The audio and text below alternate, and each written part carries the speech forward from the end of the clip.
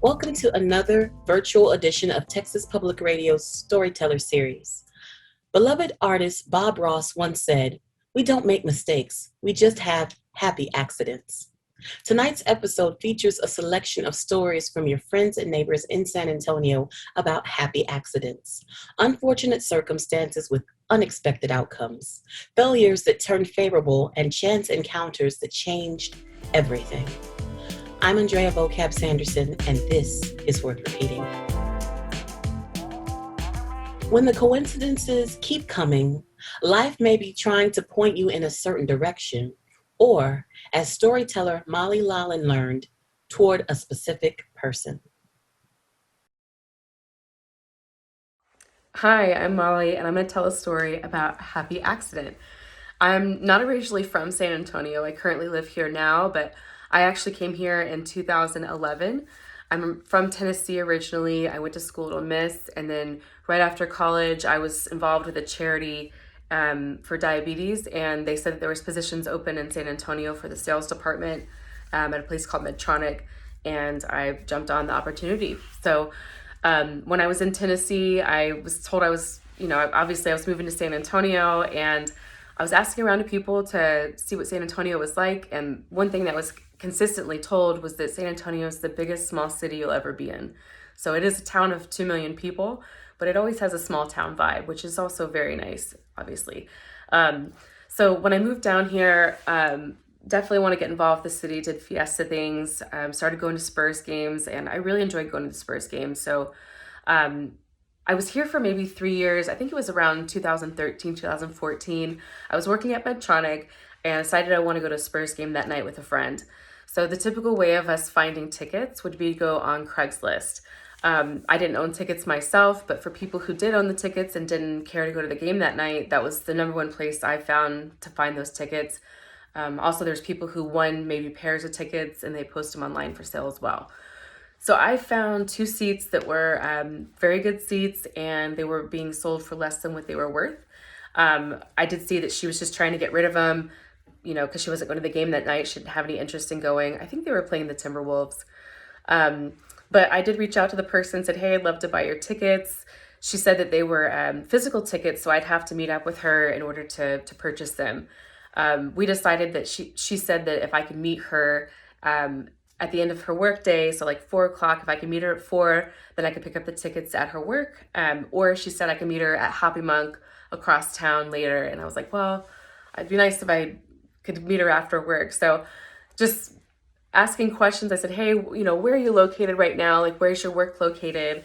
And she said, "Oh, I'm over at the Rim." I was like, "Oh, great, I'm at the Rim. And what are the chances?" And then she said, "I work at Medtronic." And I was like, "Oh, I work at Medtronic." So I was like, wow, that's crazy. And Medtronic does have over 100 people in that building. It's the entire call center. So it does have like the 24-hour helpline, the supplies line, training department.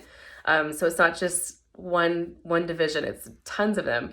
And it's a 3-story building. And so I was asking her, where are you located at Medtronic? And she said, "2nd floor, I'm in the sales department." And I was like, oh my gosh, I'm in the sales department. And so it turns out she was actually right across the hall from me. So all I had to do was get up from my desk, walk across the hall, and she was right there. We laughed about it. We exchanged the tickets and money. We, of course, told people around us, like, "Can you believe this? 2 million people in the city." And she's selling the tickets to me. It was just the easiest transaction I've ever had with Spurs tickets. So it was really wonderful.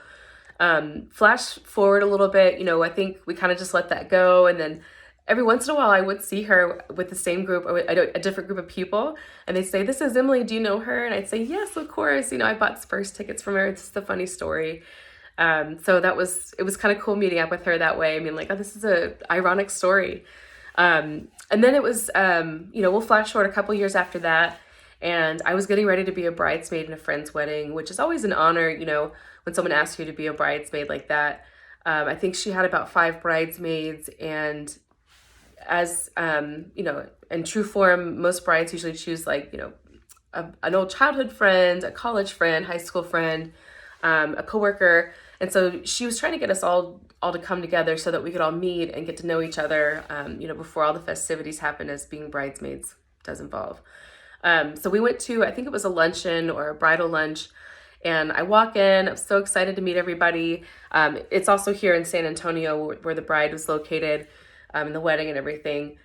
But I walk in and I went into lunch, and here sits Emily, my Spurs tickets girl. And I was like, Emily, what are you doing here? And she said, oh my gosh, I'm in the wedding. I'm a bridesmaid here, to our friend. And I was like, no way, no way.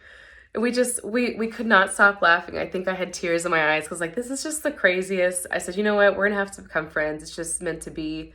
If God's going to put us together twice like that, we just absolutely have to be friends. The best part about that too is that we really started talking, and we're very, very similar people. She's one of my best friends now. When we met each other, we were in our 20s, we were single, hanging out, going to bars and hanging out with people and stuff. She actually just got married, and she's expecting a baby in the fall, and I'm so excited to be a part of her life. I was at her wedding, and so great to be part of each other's lives. But we have a really good backstory to talk about it, but it's kind of crazy how the world works. You can't really ignore that kind of stuff. But yeah, I'm so glad to be in her life.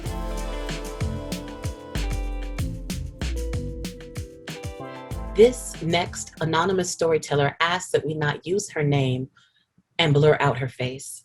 Her story starts when she moved to a new city looking for a fresh start. She was feeling optimistic until things started to go wrong. It would take an utter coincidence to set her life right again. At the end of 2017, I was moving to a big city because I was ready for a fresh start. I was coming out of a really difficult year doing missions and ministry work, particularly at a organization that I didn't jive with the theology. So I was really tired emotionally, physically, mentally.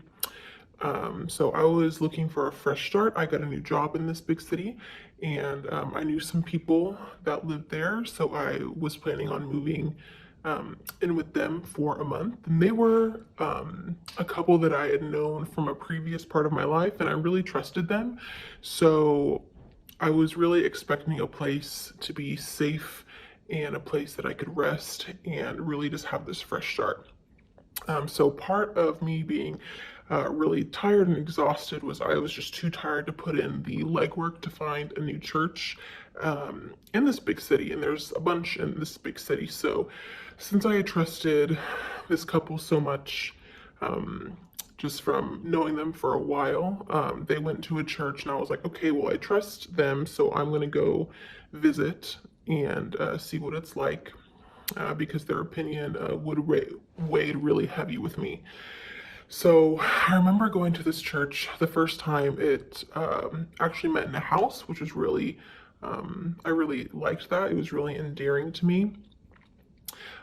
So I remember walking in, and it was pretty chill. I met some people.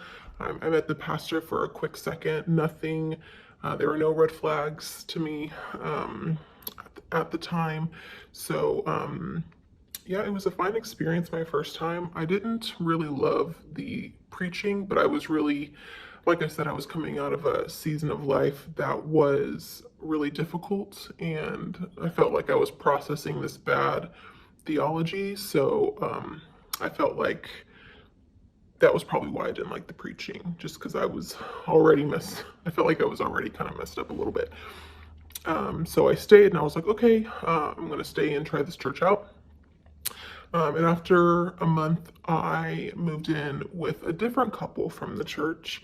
And they offered to let me stay there for free, which was really nice because I wasn't making a lot of money at my new job in this big city. So they said they wanted to bless me with a free room, and I took it, and I moved in with them pretty quickly. So after being at this church for a couple months and living with this couple for a couple months, I started to notice some things that made me uncomfortable about the way the church was run, specifically about finances. They would track my finances. They required you to tithe if you were a member, and I did become a member, and that wasn't something that was totally clear whenever I became a member. Of course, they encouraged tithing, but I didn't realize that it was required, because if they couldn't tell it was tithing or they couldn't track my money, they would confront me about it, and that made me very uncomfortable. They also had a us versus them mentality, where if you're in this church, you're doing it right, and everyone else is doing it wrong. And again, this wasn't really upfront. They didn't quite say that, but that was their attitude, and I didn't like that. Along the same lines was they looked down upon having friends outside of the church, and something I really didn't like, because I wasn't connecting with anyone in the church, and I had friends outside of the church, like two, but they were still friends. And another thing was that they had this really extreme devotion to the pastor. Now, obviously, if you go to a church, you should somewhat trust the pastor because they're up on the stage preaching. So if you don't trust them to listen to what they say, why are you there? But this was to a very extreme level, to where it was whatever this man said up on the stage was the words of God. So if you disagreed with him in any way, you were the wrong one, and there was no question.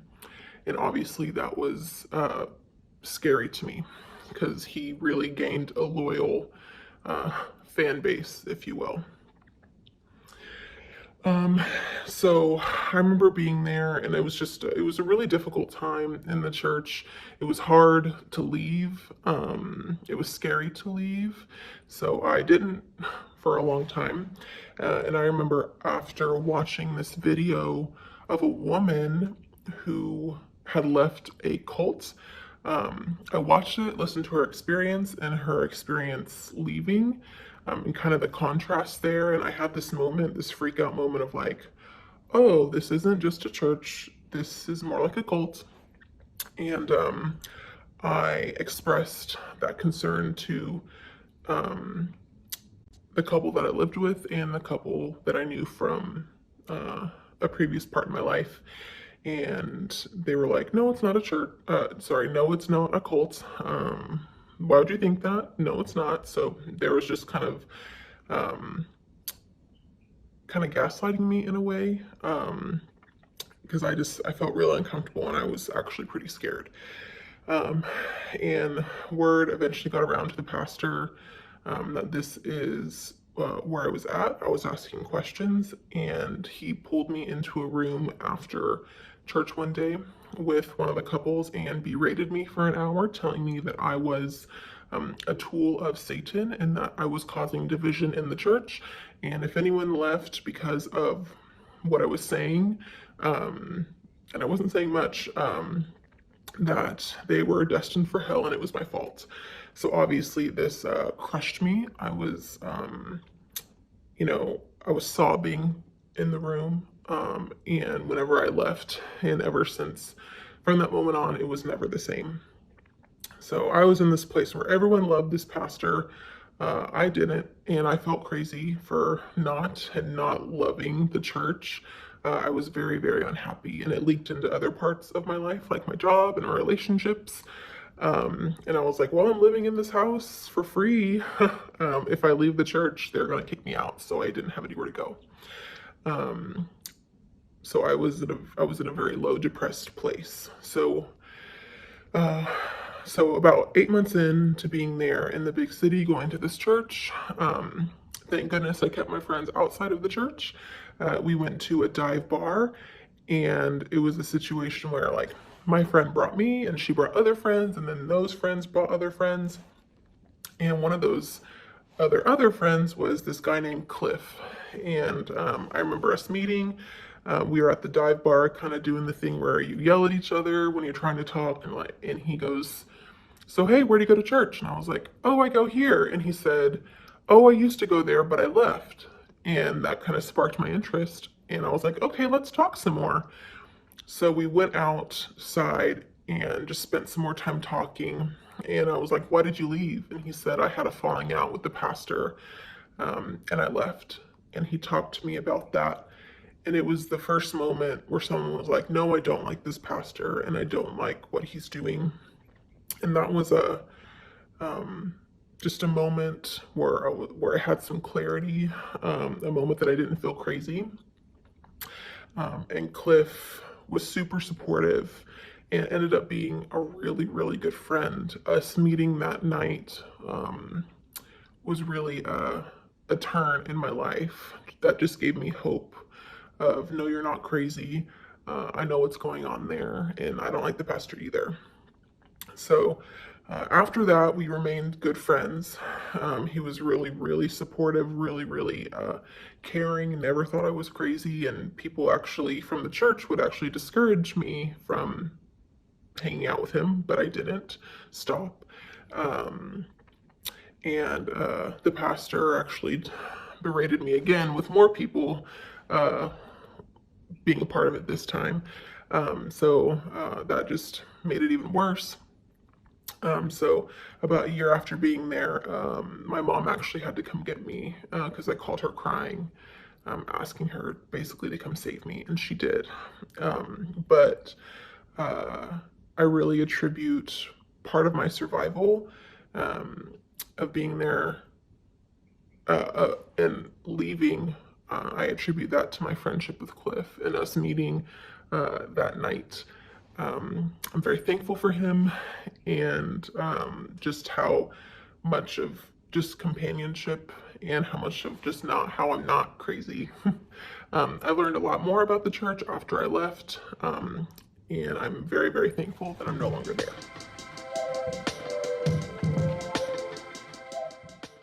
When their dreams of having a big family were unexpectedly thrown off course, Erin Voss and her husband had to reevaluate their options and ride a roller coaster of ups and downs.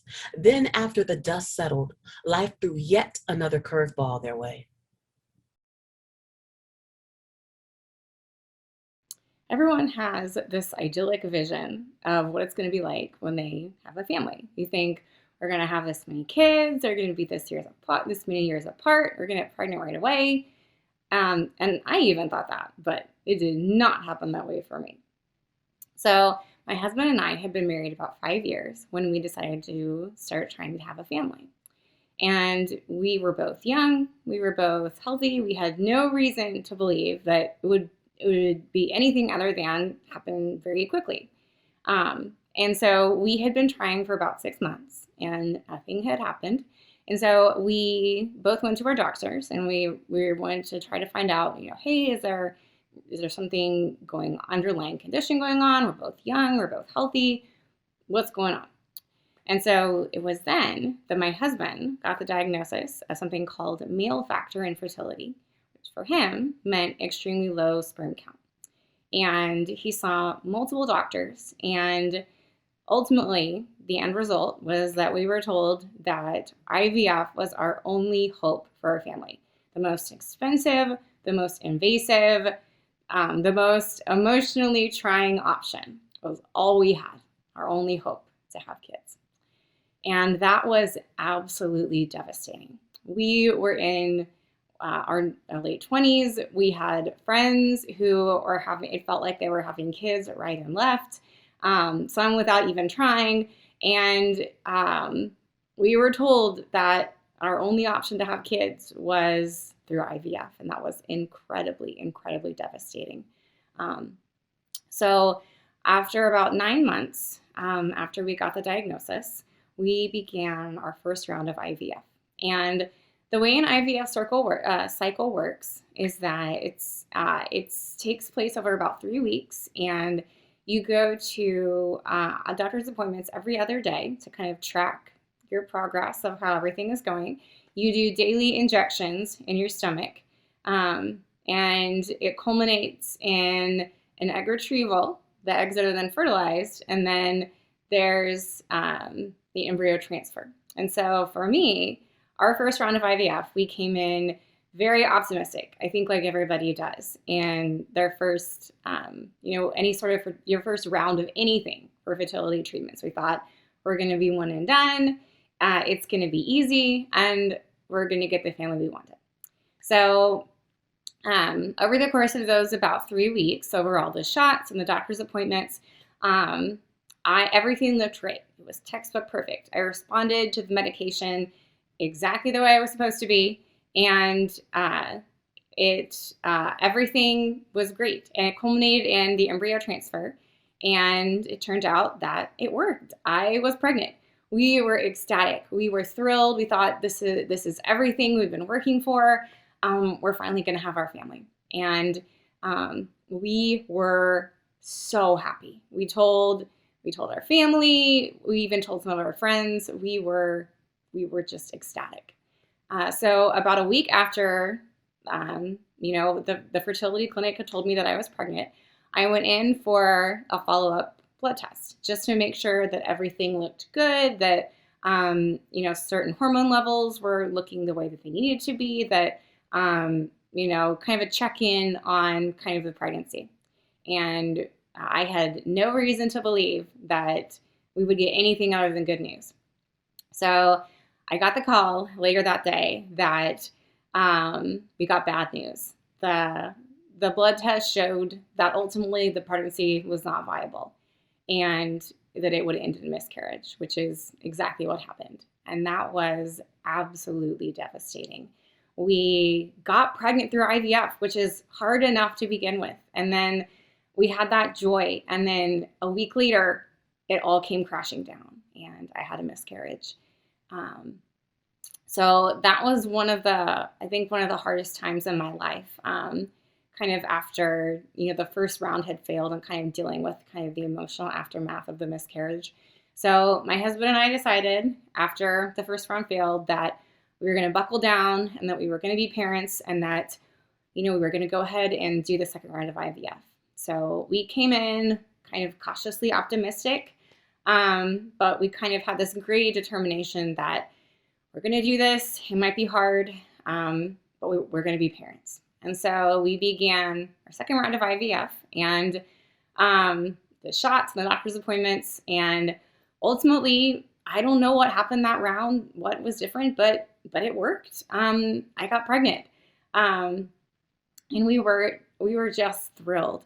And so I had a healthy pregnancy, and 9 months later, I had my first child, a boy, and we finally had this beautiful baby after 2 years of trying and hoping and waiting and praying. We finally had our baby. And we decided that after our son was born, we wanted to have another child. We both came from families of, both had a sibling. We wanted another child, and we wanted our son to have a sibling. And so we went through the process of a frozen embryo transfer. And when he was about 15 or 16 months old, and it worked. I got pregnant for the second time, and my second son was born almost exactly 2 years after his big brother. And after our second son was born, we just had everything that we wanted after all of the waiting and the multiple rounds of IVF and all of the hoping, and we had our beautiful family and our 2 boys. So even though I had everything I wanted, I had my babies, I had my 2 boys, my heart always ached a little bit, knowing that we couldn't have any more kids. So I had always wanted 3 kids. That was something that I had always wanted for myself as a parent, and I wanted a bigger family. I always wanted my kids to have multiple siblings. And I think if, it had been a perfect world and we could have kids just like everybody else, we would have had a 3rd kid. But after my youngest son was born, my husband and I decided that we were at the point where we were not in a place age-wise or financially or emotionally to do another round of IVF. And so it kind of felt like that decision not to have another kid was made for us in a way. At least that's kind of how it felt to me, because it felt like it was out of my control, that we had made the decision not to do another round of IVF. But ultimately, I kind of felt this ache of, in my heart, always wanting that third child, but knowing that due to our circumstances, it couldn't happen. But that was an ache, a hurt that I always carried with me just a little bit, kind of under the surface. And so we had our 2 kids. Life is great. Fast forward 2 years. My youngest son is 2. My oldest son is 4. And life is great. We're doing our thing with our 2 young kids. And I realize that my period is late. It's 2 weeks late, and that's never happened to me before. And I'm thinking something weird is going on, but nowhere in my mind did I ever think that I might not be pregnant, right? Because we were always told, it was practically impossible for us to have kids the old-fashioned way. So I'm 2 weeks late, my period, and I'm thinking, okay, I need to make an appointment with my doctor, kind of see what's going on here. But I'm thinking, okay, the first thing they're going to ask me, if I tell them my period's late, I need to see what's going on, they're going to ask me, well, are you pregnant? And so I'm going to take a pregnancy test. It's going to be negative. And that way, when I talk to my doctor, I can say, I'm not pregnant. I know for a fact I'm not pregnant. I'm kind of see what's going on with my cycle. So the day that I take the pregnancy test, I'm home alone. It's during the summer. I'm a teacher. My husband is at work. My 2 kids are at preschool. And I take this pregnancy test. And it's sitting on the kitchen counter as I'm waiting for it, the answer to pop up. And I see those 2 little lines. It is positive. And I am looking at this pregnancy test, and I just am in absolute shock. Again, we were told that it was practically impossible for us to have kids without IVF. Here I am standing in my kitchen all by myself looking at these 2 lines on this positive pregnancy test. It was the first time ever in my life that I had a positive home pregnancy test. So I was beyond shocked. So I call my husband. I'm like, I have to tell somebody. I call my husband. He comes home from work, and we just kind of both sit in our kitchen with this combination of shock and joy at this pregnancy test. So now my daughter is 16 months old, and she is the happiest little toddler. She's unless she's hungry or tired, she is always smiling. And we call her our happy little accident. And so as I think back on my journey toward parenthood, I think about kind of the accidents that brought us to where we were, right? So I don't know why this accident of biology made it to where we needed to do IVF. I don't know why we got pregnant with my daughter by accident. I don't know why. But what I do know is that the accidents in our lives, as unexpected as they may seem, ultimately that they can bring our life so much joy.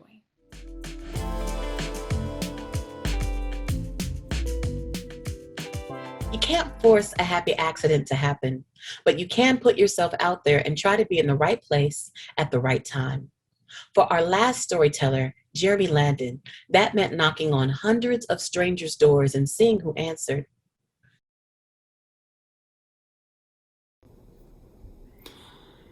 Running for office is and will forever be, for me, a really, really special and important time in my life, but it will also be remembered to me as one of the hardest things I've ever done before.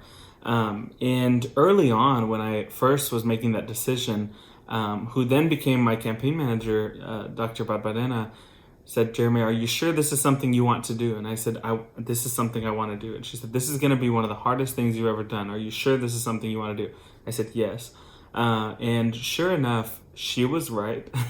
It was one of the most difficult things I had had ventured off to accomplish. And surprisingly enough, not only was it one of the most difficult things I had done so far in my life, but it was also one of the most rewarding experiences I have had the opportunity to take part in and to invite others along on the journey with me. And I say that because I had some really amazing experiences, and one of those I really want to share. And just follow this with me, and kind of visualize this with me. But here I am walking down Sedalvo. It's a hot day. I'm wearing my t-shirt. This is probably the t-shirt I was wearing. Wearing some shorts. The sun's beaming down. It's one of those San Antonio days. And I'm walking down the street, ready to hit another door out of the thousands of doors I'd hit so far with my team and on my own as well. And walk up to this home, probably a little sweaty if I can remember correctly. And the woman looks at me the woman that answers the door looks at me and says, you look so familiar. And then she reads my shirt and she says, Norberto Landin. Are you related to Betito, to the other Norberto Landin? And is your grandfather also Norberto Landin? And I said, well, yes. I said, that's my father and my grandfather. I said, I'm actually the third, and I know it's not on here, but I've always gone by Jeremy, so not a whole bunch of people know me as my first name, unless they had me on a roster or in school or in one of those at the hospital, things like that. And she said, oh my gosh, she said, I'm actually your tia. I'm your tia Margaret. I didn't know I'd have the opportunity to meet you.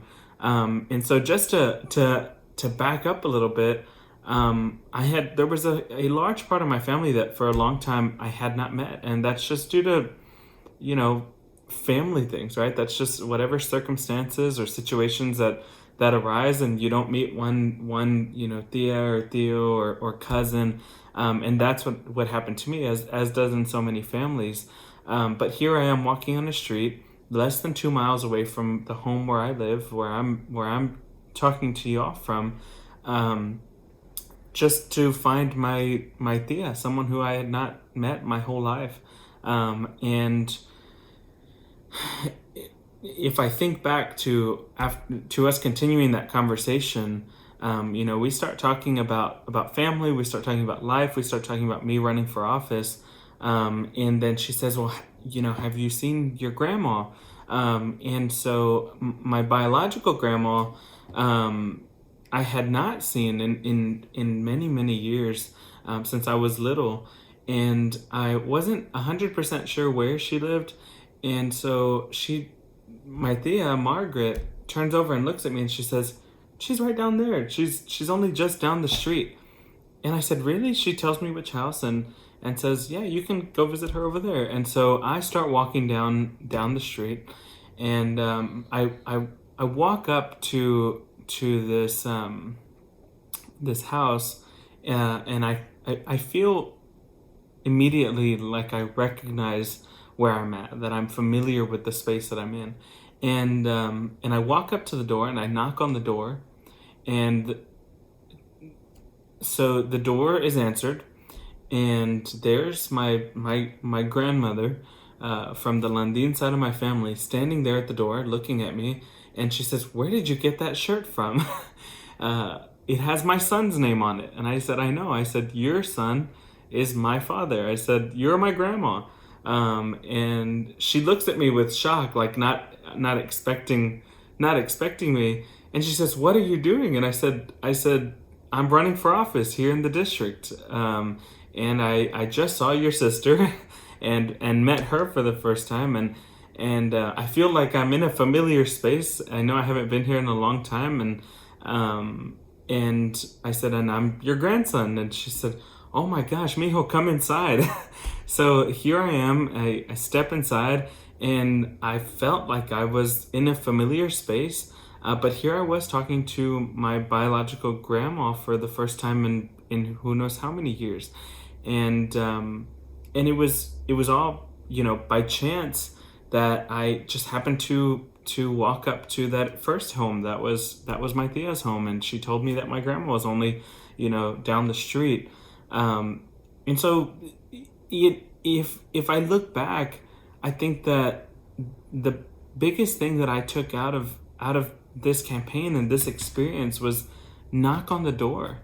Was you never know who's going to be behind that door. You can send emails and text messages and do so many different things, but folks in the community and community leaders and families, you never know who's next door. You never know who's right down the street from where you are, and you have an opportunity that could change your life, as mine has been just from this experience that I'm sharing with you.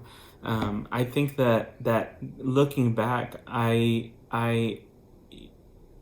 think that there's always an opportunity you can take as an individual to put yourself out there, to put yourself in a space that you're not familiar with.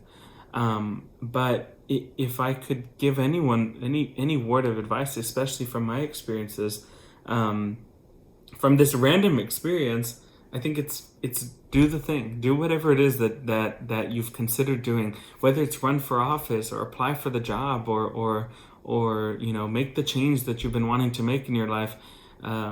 There's an opportunity to do it. I never thought I would run into my Thea or my grandmother, but here we are today, and here I am frequently talking to my Thea about going to eat or enjoying time with her, and so I definitely think that this experience has been amazing, and I wouldn't trade it for anything.